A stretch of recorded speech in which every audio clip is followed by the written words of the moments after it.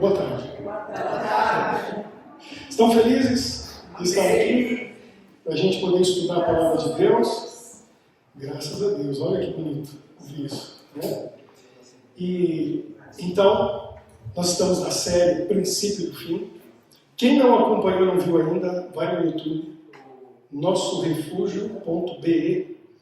Lá tem todos os vídeos, chegando a 70.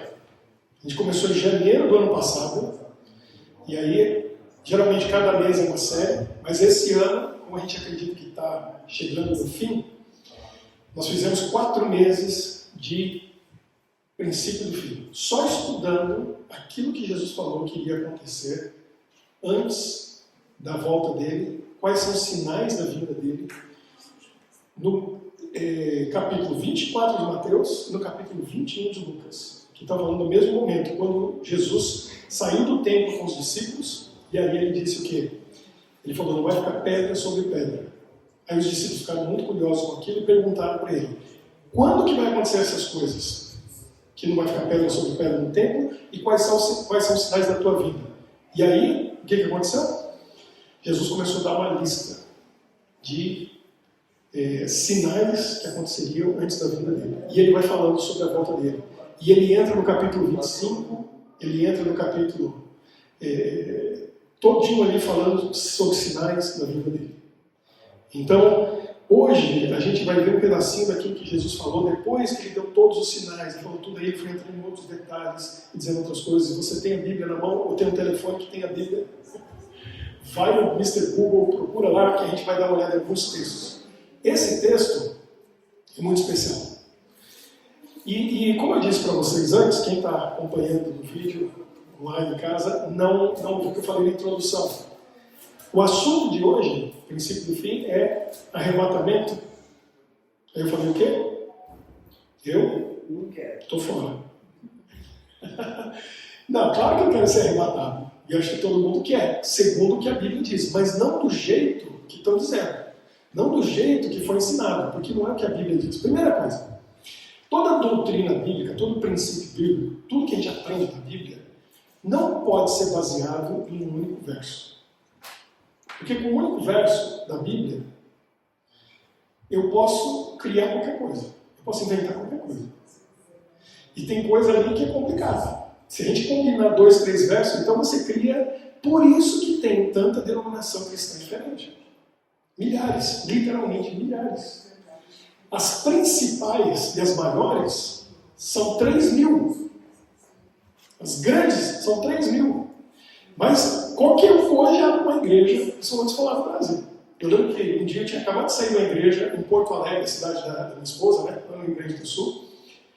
Eu saí da igreja, tinha pregado uma noite na semana, passei no posto de gasolina para abastecer o carro. Aí eu estou conversando com o frentista, e aí ele pergunta para um cara muito simpático, muito legal. E começou a conversar e falou, o que você faz? Eu falei, olha, entre outras coisas, porque eu sou escritor, né, e outras coisas mais, eu sou pastor. Eu falei para ele, eu sou pastor. Eu sou pastor evangélico, protestante. Aí ele, eu também. Eu falei, que legal. O frentista, eu tenho a minha igreja, uns 30 e poucos membros, lá no bairro dele, ele tinha uma portinha que abria assim, um salãozinho, e ele criou a igreja dele. E o frentista é pastor. Agora, não sei o que ele ensina, né?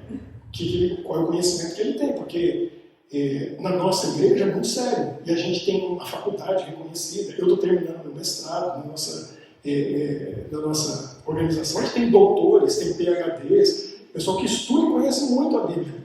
E a gente estuda grego para poder entender o Novo Testamento, a gente estuda hebraico para entender o Velho Testamento. Não é simples. Para vocês terem uma ideia, tem um pastor aqui na nossa área, que a nossa região da nossa igreja é Luxemburgo e Bélgica. Ele é lá em Luxemburgo.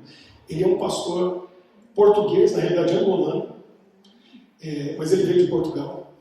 O nome dele é Ebrar da Costa.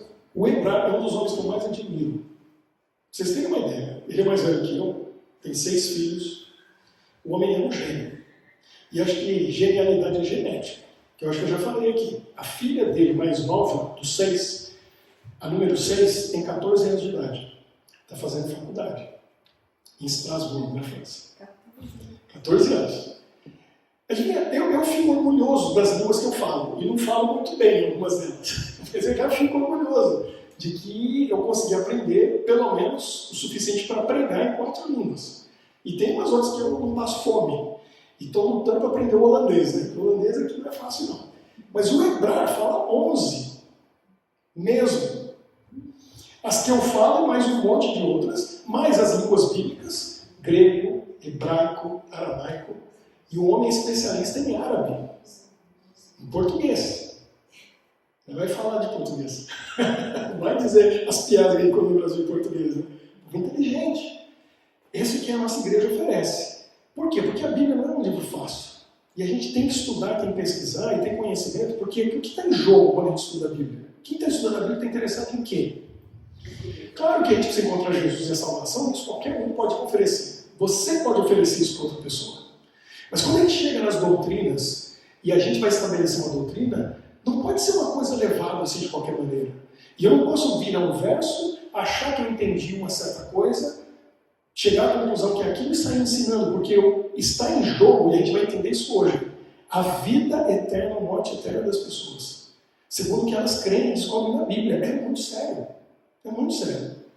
E eu fico muito feliz de ver cada um de vocês aqui hoje, porque vocês estão levando a sério o destino eterno de vocês. Porque quem dedica tempo para Jesus, para Deus, e vai buscar conhecimento da Bíblia, já descobriu o que é mais importante nessa vida.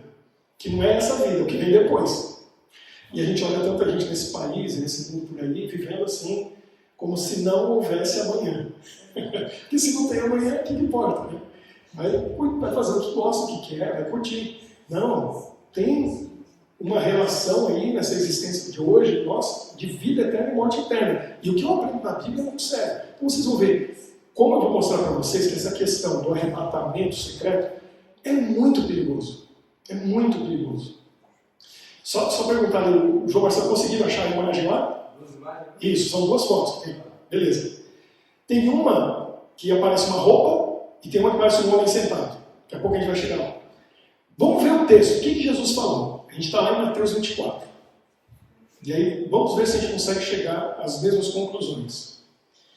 Mateus 24, Jesus está falando aqui. Bom, semana passada eu usei os versos que vêm antes. Quem ainda lembra o que eu falei semana passada? Que às vezes nem eu lembro. 10 virgens. Né? Mas antes da gente ir para as 10 virgens que está no capítulo 25, eu falei alguma coisa do capítulo 24. No 7 do... Ó, não põe lá ainda não, daqui a pouco eu vou dizer para a gente colocar lá. Ó, no 27, no 24, eu li para a gente lá o 36, 37, 38, falando que como nos dias de Noé, ia ser antes da vinda do Filho do Homem, foi o que Jesus falou, que as pessoas iam ser pegas de surpresa, Jesus ia chegar e muita gente não ia estar preparada. Eles iam estar comendo e bebendo, casando e dando em casamento, foi o que Jesus falou, ou seja, a vida continuou normal até que chegou. Ele falou do dilúvio, chegou o dilúvio, levou todo mundo, e eles nem se perceberam o que estava acontecendo. Ele falou, quando eu voltar, Jesus estava dizendo isso, o mundo vai estar indo normalmente, vão ser pegos de surpresa. E aí o que ele diz? Olha só, continuando esse verso, eu parei lá no 39, quando chega no 40, Jesus diz assim, então 2 estarão no campo, um será tomado e deixado o outro. Na minha tradução está dizendo assim, mas em algumas versões, que verbo que usa aí? Estarão 2 no campo, um será o quê? Levado. Em outra versão, que outra tradução? Tem alguém que tem aí diferente? A gente vai ver. Ó, tomado, levado. Na minha está dizendo tomado. E alguns falam levado. Verso 41. 2 estarão trabalhando no moinho, uma será tomada e deixada a outra.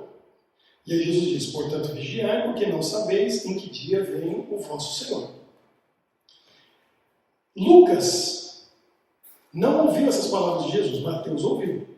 Mas Lucas foi pesquisar e ele escreveu mais um dos livros que fazem parte do Evangelho. E aí Lucas deu mais detalhes do que Jesus falou. Então a gente vai lá no livro de Lucas agora, no capítulo 17. E vamos ver o que Jesus falou a respeito disso. E nós vamos explorar essa doutrina, ou essa ideia do arrebatamento secreto. 17? É Lucas 17? Lucas 17. Estou dando tempo para vocês acharem o Lucas 17. Não acharam? Estou vendo página virando, então eu espero. Olha lá, Lucas 17, no 34. Olha o que Jesus falou. Lucas 17, 34. Digo-vos que, naquela noite, 2 estarão numa cama. Um será tomado e deixado o outro. Que verbo que fala aí no lugar de tomado? Em francês? Pego, né? Pando. Vai ser pego. Tem mais alguma outra que tem uma tradução diferente? Eu estava olhando algumas Bíblias e aparece a palavra arrebatado. Então, um será arrebatado e o outro deixado. O que é arrebatar? Se tirar, levar. Né? Então, Jesus está falando aqui que 2 estarão na cama, um será tomado e o outro deixado. No 35, 2 mulheres estarão juntas moendo. Moendo o quê? O que é moendo? Trabalhando no moinho. Moendo, provavelmente, o trigo para fazer o quê? Farinha, para fazer o pão. Então, estarão moendo, e aí uma será tomada e deixada a outra.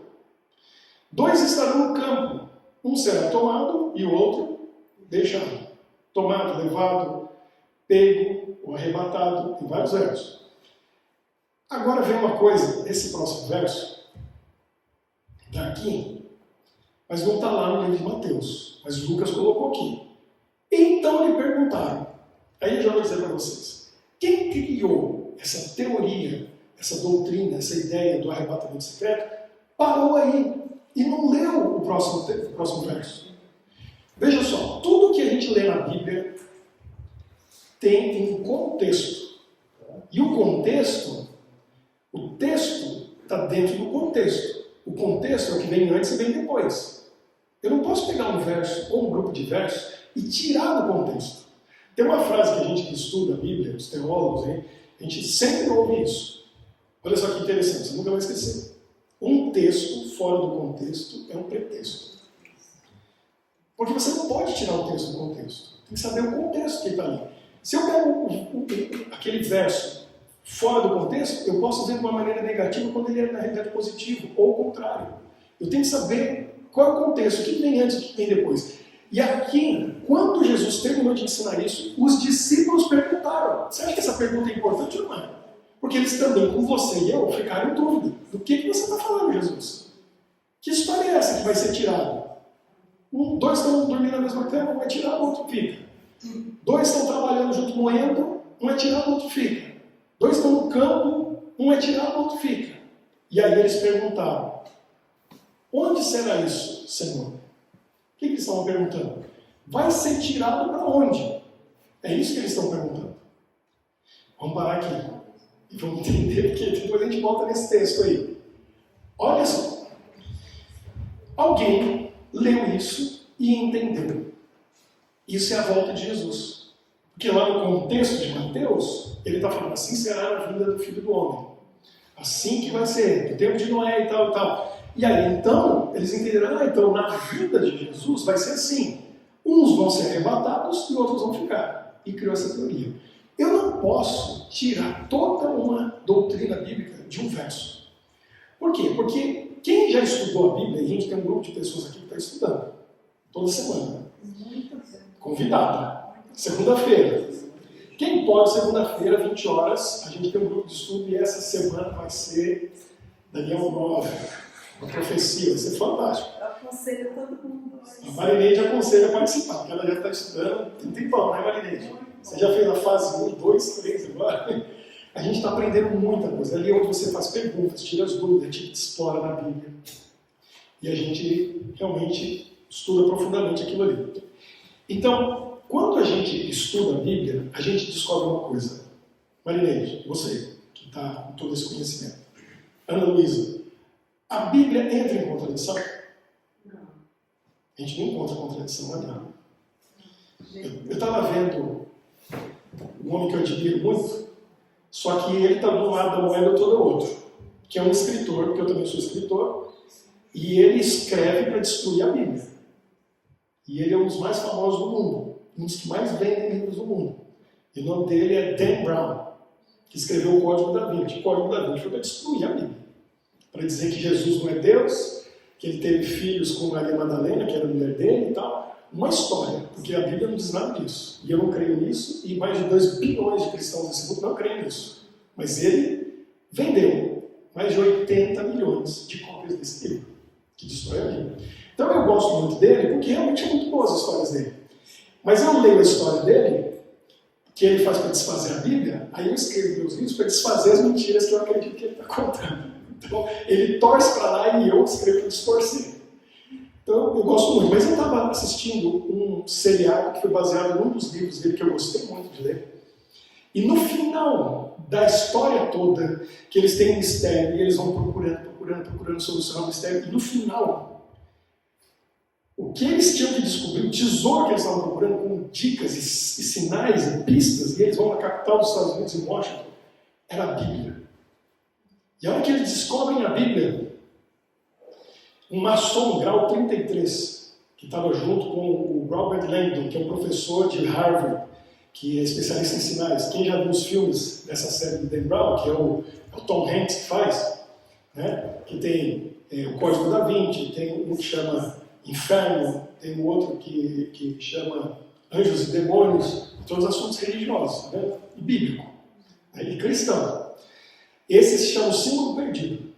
Então, no final, eles descobrem a Bíblia, e aí a última frase, você assiste aquela série inteira, e aí no final ele termina dizendo assim, mas a Bíblia, tudo isso para chegar na Bíblia, fala, quer um livro mais? E aí começa a falar sobre a Bíblia.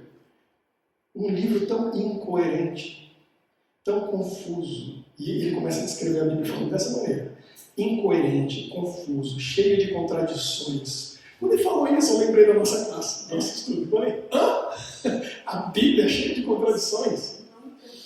Então eu fiquei impressionado. Como que quem fala isso só tem 2 opções. Ou não conhece nada a respeito da Bíblia, ou conhece muito bem e quer destruir o livro que não tem contradição. Não tem.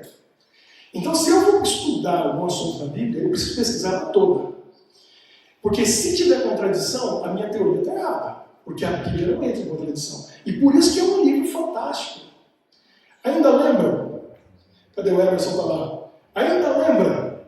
Quantos autores? Ainda lembra? O Marinês já anotou no caderninho lá, mas não lembra mais, né?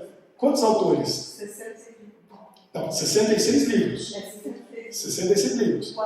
40 autores. Muito bem. Está com a memória melhor que a minha. É um pouquinho mais velho aqui. Estou ficando para trás. Conta segredo, Marinês. Faz tempo que isso. 40 autores. Em línguas diferentes, épocas diferentes, lugares diferentes, nunca se encontraram. Quantos anos levou? Você lembra, Marinês? Desde o primeiro livro até o último livro da Bíblia, quanto tempo levou? 600 anos. 600, tem 600, mas não foi 600. Foi 1.600. 1.600. Desde Moisés, o primeiro, até João, que foi o último. 1.600 anos. Como que você explica um livro que é uma biblioteca? Bíblia é isso, uma junção de 66 livros, foi colocado junto.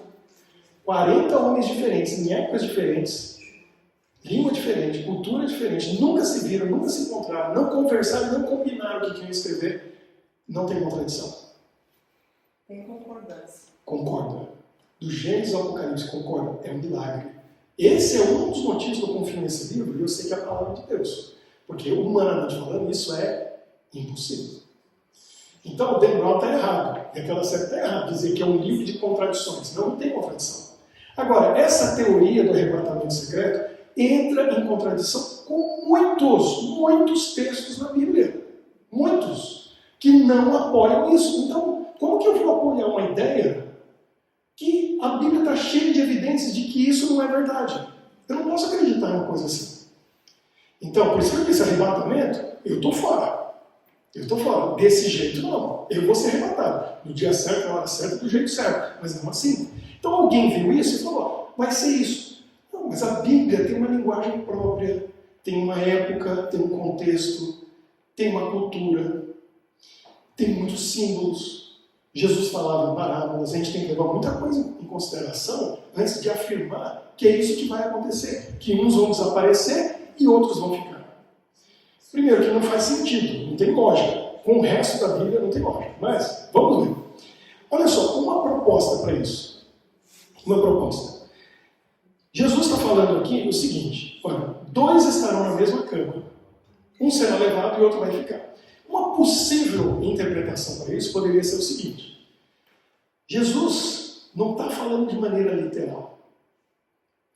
Porque na Bíblia, enquanto aí eu tenho que entender hebraico, a mentalidade judaica e como eles afirmavam e diziam certas coisas naquela época.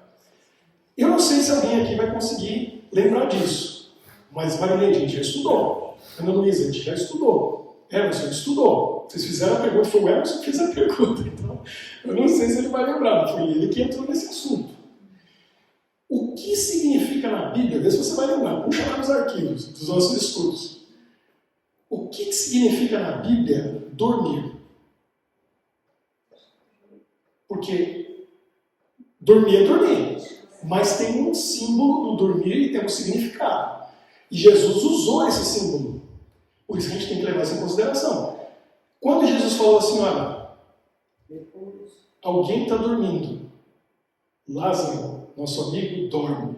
João capítulo 11, Jesus falou. Os discípulos estavam lá, receberam a mensagem, ó, é para você ir lá, Marta está chamando, que o irmão dela, o seu amigo Lázaro, está muito doente.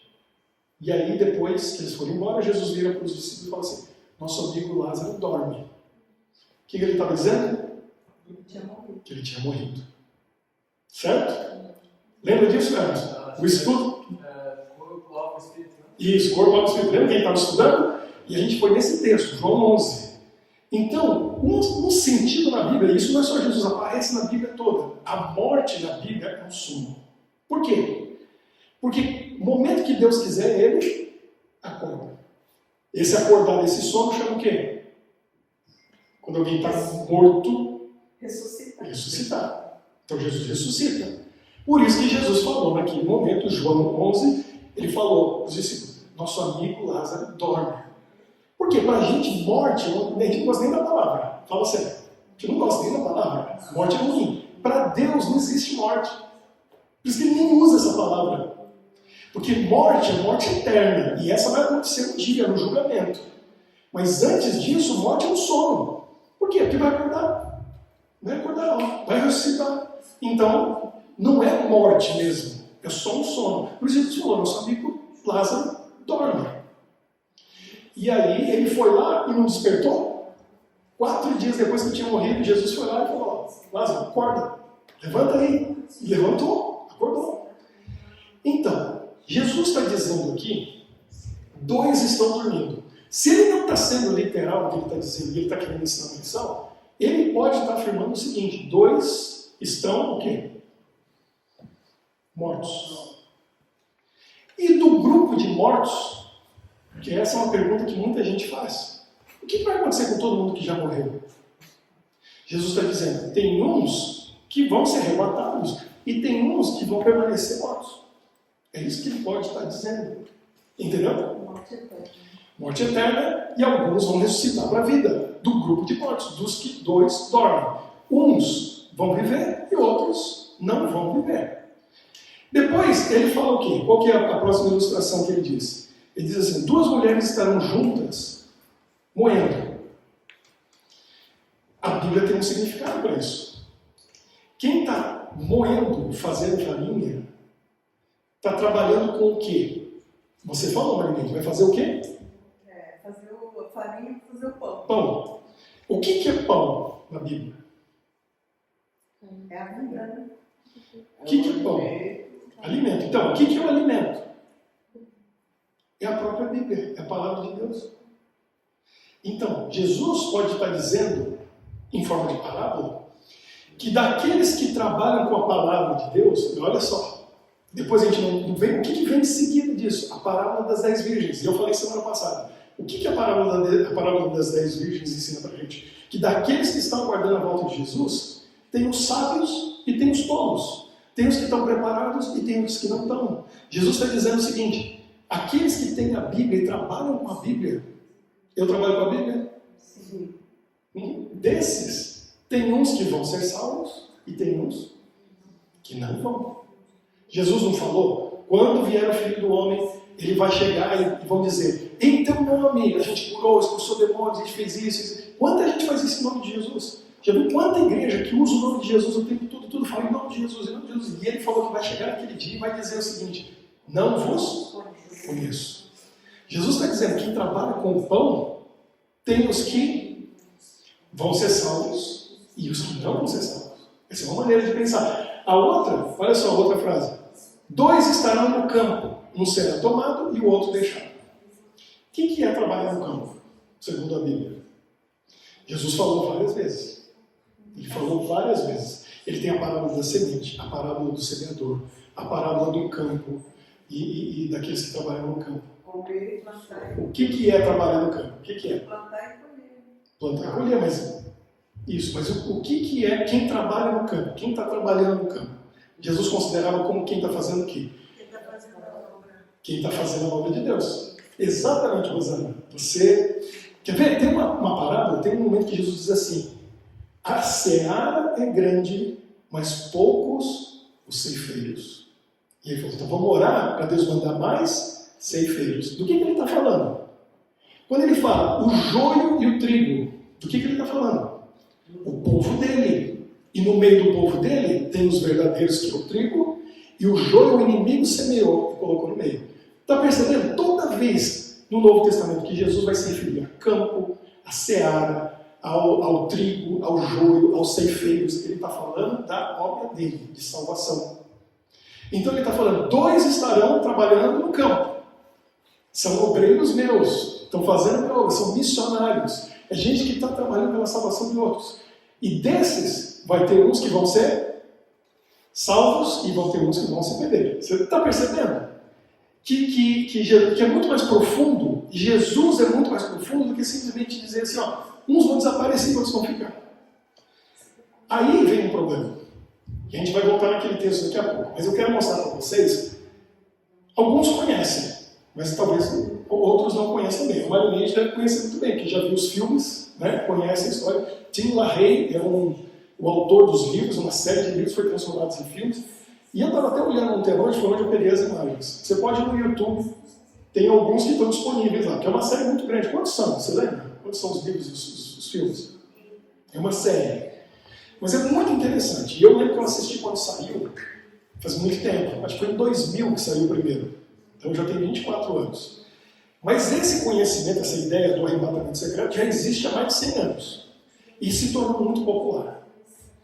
Mas não é o que a Bíblia diz a respeito da volta de Jesus. O que diz essa ideia? A ideia diz o seguinte: Nicole, olha só.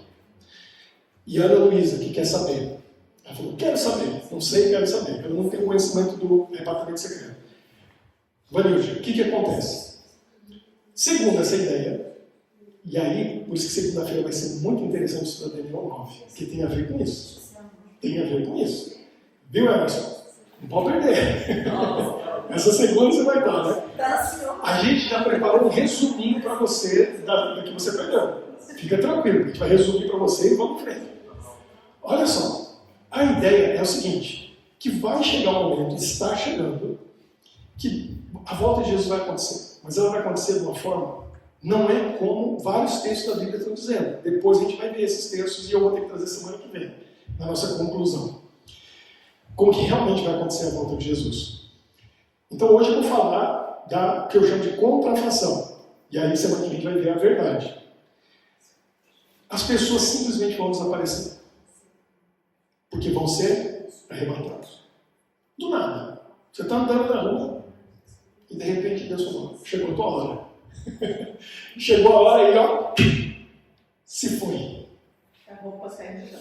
E a roupa cai no chão. O corpo fica? E o corpo vai e a roupa fica. Nossa, peladão. Coloca a imagem lá da roupa. Pois é, vai embora peladão. Deus vai dar outro corpo lá, eu acho. Olha só. Essa imagem, vocês ver? Isso aqui aparece no filme e aparece no livro. E eu achei uma das partes mais interessantes. É logo no começo ali. Eles estão no avião. E, de repente, tá. Bom, sabe que tem até um hino antigo que a Igreja Católica canta, e nas igrejas protestantes cantam, só que tem versões diferentes. Tem a versão daqueles que creem no arrebatamento secreto e tem a versão dos que não creem. Na versão dos que creem, bom, vocês conhecem a música. Aquela que diz assim, o rei vem vindo, o rei vem vindo. Depois o que diz?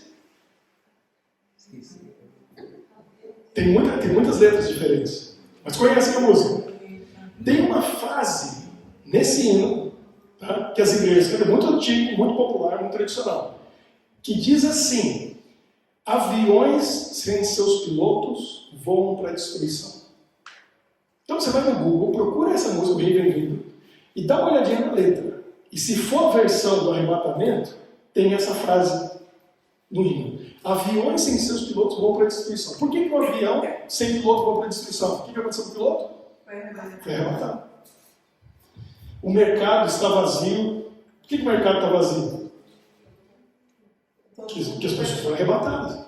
E aí o que acontece? Nesse avião, no filme, no livro, de repente uma senhora, ela vira para um rapaz e ela está preocupada. E aí ela fala assim, meu marido sumiu. Aí ele fala assim, ele deve ter ido no banheiro. Aí é muito engraçado. Porque ela fala para ele assim, você pode... Ele falou, daqui a pouco ele volta. Ele foi no banheiro. Ela falou, você pode me ajudar? Ir lá dar uma olhadinha se ele está no banheiro? Aí ele falou, tá bom, eu vou. É uma senhora bem idosa. Acho que podia ser filha da nossa querida Alzira. Porque a Alzira tem 91, né? Mas a mulher tinha 92. Acabou de fazer, é verdade. Eu me atualizei ainda. Eu não estava aqui no dia do seu aniversário. 92. Mas a senhora devia ter uns 70 e alguma coisa. E aí, o marido não está ali. Aí ele levanta para ele e ela fala assim, mas... Ela fala assim, mas dá uma olhadinha porque ele deve ter ido, como o Emerson falou, peladão. Porque ela falou, porque ele deixou toda a roupa aqui. E aí, quando ele olha no banco, no assento do voo, do avião, do lado da esposa, olha lá. Tava o óculos dele ali, a camisa, o terno dele tá todo ali vazio. Ou seja, na realidade o que aconteceu? Ele foi arrebatado. Ele subiu e a roupa ficou. É muito interessante essa cena. Quer ver outra legal? Coloca aquela outra imagem. Essa aqui seria hilário, seria engraçadíssimo se não fosse trágico. Porque depois, em certo momento, alguém entra nessa igreja e vê aquele homem sentado ali. E a igreja está vazia. Agora você me diz, quem que é esse homem sentado ali? O pastor da igreja. E ele está ali conversando com Deus e falando com Deus. Por quê? Porque ele pregou. E ele estava decepcionado com uma coisa. Aí alguém chega e começa a conversar com ele. E ele diz, por que você está aí sentado, chateado? E tal. Ele falou assim, porque eu preguei, eu ensinei a minha igreja. E não ficou ninguém. Todo mundo foi. Ele falou, então você tem que estar feliz, você fez um excelente trabalho, parabéns. Você tem que comemorar. Porque todo mundo foi. Ele falou, mas eu fiquei. Eu não entendi isso. Eu achei ótima essa cena. A igreja inteira do pastor foi arrebatada. Mas ele ficou. Devia ser o primeiro aí, né? Vamos embora, pessoal, chegou a hora. Eu falei para vocês. Não, ele ficou. E a igreja foi arrebatada. Pode tirar a imagem, pessoal. Olha que interessante. E engraçado, né? Essas duas cenas eu achei muito engraçado. Esse pensamento. E aí tem uma série, porque quando você entra por essa linha de pensamento, começa a vir uma série de soluções para problemas. Por exemplo, no avião sumiu aquele senhor de idade, o restante estava ali, mas as mães estavam apavoradas, porque as crianças tinham subido. E no avião não tem para onde ir.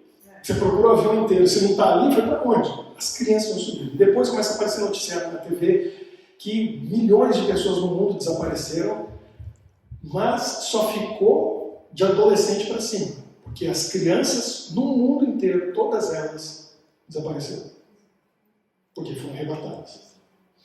Será que essa ideia faz sentido? Olhando assim de longe, eu até diria que sim. Mas como eu conheço muito bem esse livro, eu conheço a Bíblia, de acordo com a Bíblia, não é assim que vai acontecer. Não é isso que a Bíblia diz.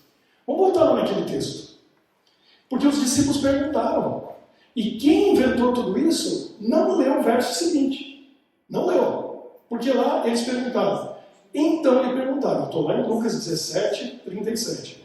Onde será isso, Senhor? Ou seja, para onde que eles vão ser arrebatados? Para onde que eles vão ser tirados? Para onde vão ser levados? O que Jesus responde? Ele diz assim, onde estiver o corpo, aí se ajuntarão também as águias. Que gentil! Porque no meu diz os abutres. Quem fala aí? Quem tem outra versão? Corvos, abutres, você disse águia. Ave de rapina. Águia come o quê? Cenoura? Beterraba? É carnívoro a águia? Então, onde está o corpo, a águia vai comer. O corvo vai comer. O abutre vai comer. As aves vão comer. Resumindo, quem for arrebatado vai para um lugar bom, segundo o que Jesus falou. Para onde vai o corpo? Ser comido pelas aves. Então, essa história está invertida. Quem leu isso aqui e criou essa ideia, não leu esse verso e não entendeu, não parou para pesquisar e pensar o que Jesus está dizendo. Jesus não está dizendo que quem for levado, arrancado, tirado, está indo para o céu para estar com ele. Não. Está sendo arrancado, tirado, levado para morrer. E as aves vão comer. É justamente o inverso. Tem um amigo, um pastor americano, filho de cubanos, o nome dele é Robert Quintana. Ele foi pastor de uma igreja onde eu e a Michelle frequentamos lá no estado de Maryland, nos Estados Unidos. Um dia ele chega diante da igreja e prega uma mensagem sobre isso, como eu estou falando hoje. E ele fez um estudo fantástico. Eu posso entrar em contato com ele e pedir para ele me passar os versos. Ele foi no Velho Testamento e ele descobriu que o Velho Testamento é dividido em algumas partes. A gente tem o Pentateuco, que são os primeiros 5 livros de Moisés. E eu volto de novo, Maria, você sabe. Moisés escreveu os 5 primeiros e mais um, qual? Jó. Muito bem. Olha a nossa aluna no também. Salmo também. Salmo 91. Isso, tem um salmo lá. Davi escreveu a maioria deles, tem outros que escreveram. Mas você vê, Moisés. Aí a gente tem livros históricos, livros poéticos, que são músicas. Davi escreveu, o filho dele, Salomão, escreveu. E aí a gente tem os profetas.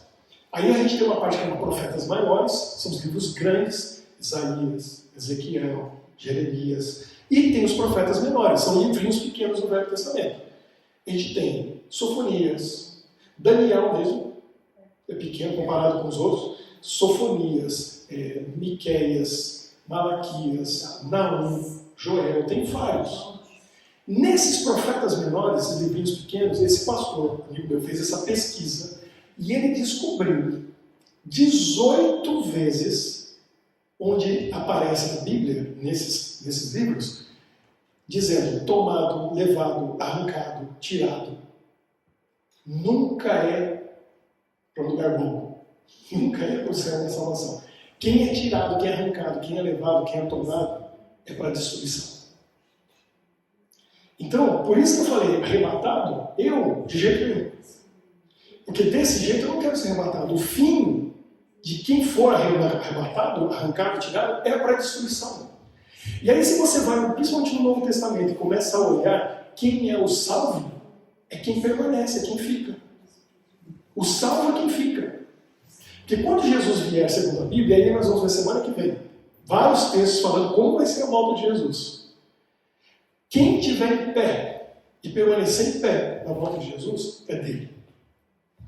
Porque o que vai acontecer com os outros que não são dele? Segundo o livro de Apocalipse, vão querer se esconder nas cavernas e vão pedir para que as rochas caiam sobre eles. Esconda a gente do rosto da glória de Jesus. Eles não querem ver Jesus. Porque ele é pureza, ele é perfeição, ele é santidade. E a pessoa que tem pecado não pode estar na presença de Deus. Porque não buscou o perdão, está contaminado. Não pode estar na presença da santidade. Quem está selado por Deus, segundo o livro do Apocalipse, vai estar em pé na volta dele, sem medo nenhum. E vai olhar no rosto de Jesus e vai encontrar ali, como eu falei semana passada, um amigo. não tem que temer. Só vou mostrar um exemplo para vocês, para a gente concluir esse estudo de hoje. Um dos capítulos que eu mais gosto da Bíblia. João capítulo 15. João capítulo 15, Jesus fala sobre a videira e ele diz: eu sou a videira verdadeira. Vocês são os ramos conectados à videira. E o meu pai é o agricultor. E aí ele começa a dizer: preste atenção que verbo que Jesus usa e repete o tempo todo quando ele está falando isso. E aí a gente vai descobrir em outros lugares do Novo Testamento. Olha o que diz aqui. A videira e os ramos. João 15. Eu sou a videira verdadeira e meu pai é o agricultor. Todo ramo que estando em mim não der fruto, ele o corta. E todo que dá fruto, limpo, para que produza mais fruto ainda. Ele limpa, para que produza mais fruto ainda. Vós já estáis limpos pela palavra que vos tenho falado.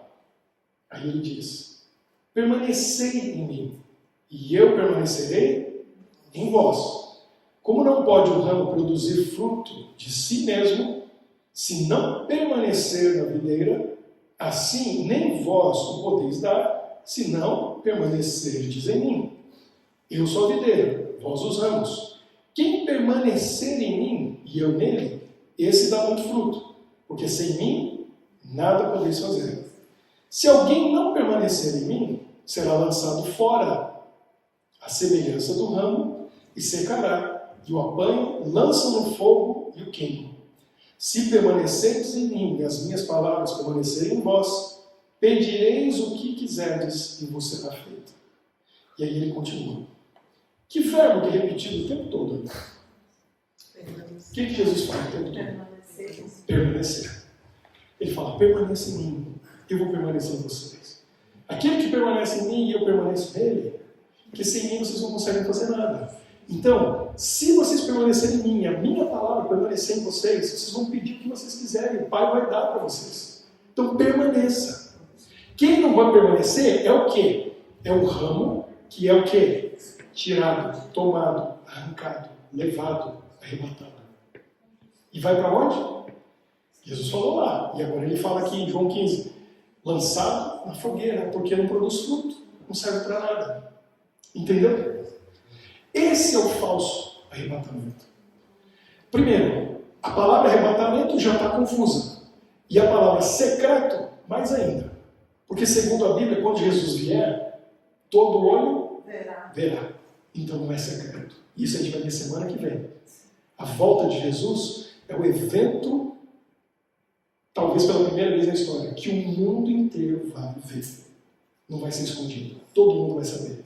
E aí nós temos dezenas, se não centenas, de versos na Bíblia afirmando isso.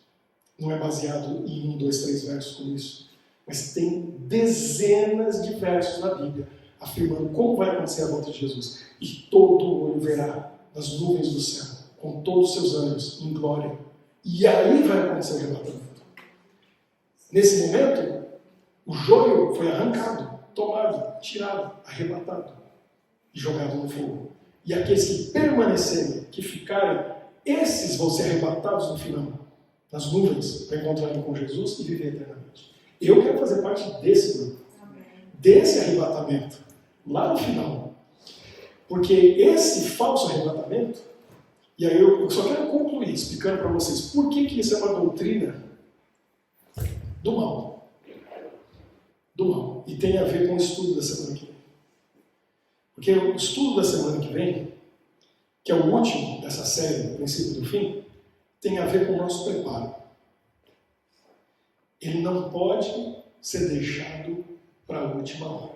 E eu vou mostrar para vocês um verso que Jesus falou em Mateus 24, onde ele deixa bem claro para a gente não deixar o preparo para a última hora, porque senão não vai dar tempo. Lembra semana passada? Tarde demais? Pois é, semana que vem a gente vai ver. O preparo não pode ser deixado para a última hora, tem que ser agora, tem que ser hoje. Segundo essa ideia, agora vamos concluir a ideia do arrebatamento secreto. Vai ter o momento do arrebatamento.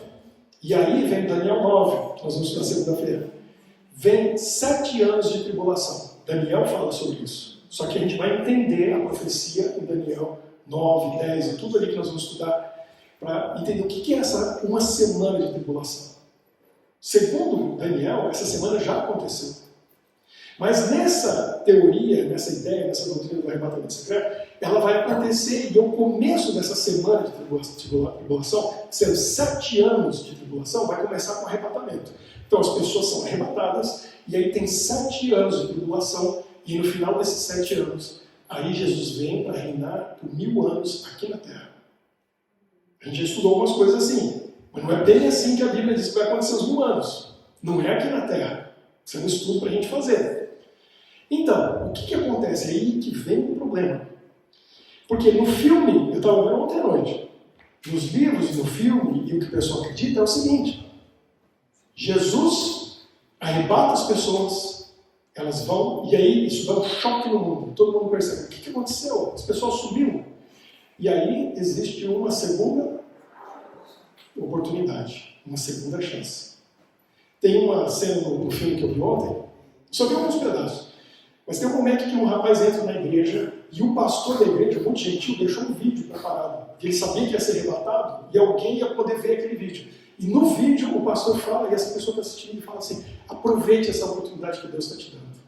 Que agora são 7 anos de tribulação, mas você tem uma segunda chance, você tem a oportunidade. E aí a pessoa é levada a tomar uma decisão por Jesus. Segundo a Bíblia, quando Jesus vier, tem segunda chance, tem oportunidade. Por isso que Jesus falou claramente: se hoje ouvires a minha voz, não endureçais o vosso coração. Porque hoje a oportunidade é dada. Agora é o momento de a gente se preparar. Agora é o momento de a gente tomar decisão. Não dá para deixar para a última hora, e a gente vai ver isso semana que vem. Não deixe para o último momento, porque não vai ter tempo, não vai ter segunda chance. A chance é hoje. Primeiro, não sei se estou vivo amanhã. Hoje eu estou, hoje eu posso decidir. Amanhã eu não sei se eu estou aqui. Então hoje eu tenho que decidir. Hoje é o momento da decisão, da oportunidade de dizer: Senhor, eu aceito. Eu quero a tua salvação. Me dá o teu perdão. Essa é a decisão certa que a gente precisa tomar. Quem deixar para a última hora, infelizmente, vai dizer tarde demais, porque não tem segunda chance. E segundo essa doutrina do arrebatamento secreto, todo mundo vai ter uma segunda chance. Aí, se a pessoa sabe que tem uma segunda chance, conhecendo o ser humano, conhecendo o nosso coração pecaminoso, o que a gente faz? Deixa para depois. A hora que todo mundo sumir e for arrebatado, eu ainda tenho 7 anos. Para que eu vou tomar uma decisão por Jesus agora? Para que eu preciso dele hoje, se depois eu tenho uma segunda chance? Entender o perigo, entender a armadilha que é esse assunto e da maneira que ele é apresentado, que eu tenho essa responsabilidade hoje de vir aqui explicar isso para vocês, para quem está assistindo, para que você entenda claramente esse assunto, para tomar decisão hoje, para quando alguém vier conversar esse assunto com você, você ter algum subsídio, algum conhecimento, algo para apresentar para a pessoa, para chacoalhar a pessoa e dizer: não vai ter 7 anos de oportunidade depois, não vai ter segunda chance, é agora que a gente precisa de Jesus. E ajudar a pessoa a estudar e entender esse assunto. Não perca a semana que vem, para a gente estudar juntos mais ainda como vai ser a volta de Jesus, porque esse conhecimento é para você, e para você passar para outros, e ajudar pessoas a estarem preparadas para a volta de Jesus. É o momento de a gente orar. Você quer vir aqui? Vamos fazer nosso círculo? Vamos fazer.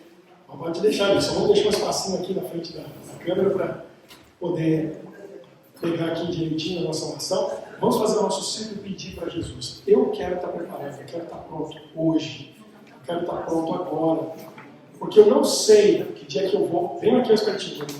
Eu não sei quando eu vou descansar, segundo a Bíblia, descansar e repousar na morte, para ressuscitar. Pode ser que eu esteja vivo na volta de Jesus. Então, a gente precisa do quê? Preparo hoje, agora. E a gente tem que pedir para Jesus estar no nosso coração, na nossa vida, na nossa mente, para a gente poder ajudar outros a não serem enganados por uma mentira, uma doutrina equivocada, que dá uma falsa esperança para as pessoas. Jesus é a esperança. Mas uma falsa esperança como essa só vai ajudar as pessoas a retardarem essa decisão. E aí depois, tarde demais. Então a gente precisa de Jesus hoje, agora. Vamos orar. Senhor nosso Deus, muito obrigado por cada um que veio aqui hoje. Ouvir a Tua palavra, ouvir a Tua voz, ouvir esta mensagem. E nós pedimos de coração que ela possa ficar clara na nossa mente, no nosso coração, para que a gente tenha o desejo de se preparar, nos preparando para a Tua vinda hoje, ajudando outros a estarem preparados também. Abençoe a cada um que também está acompanhando, ouvindo essa mensagem online, que possamos, Senhor, realmente tomar a nossa decisão hoje por Ti, buscar o Teu perdão, a Tua bênção, a Tua presença na nossa vida. E assim, Te buscando, possamos estar prontos hoje e a cada dia, até a Tua vinda. Possamos levar outros conosco, ajudando pessoas ao nosso redor, nossa família, nossos amigos, com quem trabalhamos, perto de quem moramos, que possamos ajudá-los a estarem prontos para a Tua vida também. Abençoa-nos nesse estudo e obrigado por Tua palavra que falou no nosso coração e nos explicou conceitos importantíssimos. Abençoa-nos para que possamos estar de volta aqui na próxima semana para ouvirmos a Tua palavra mais uma vez. É o que nós pedimos e oramos em nome de Jesus. Amém.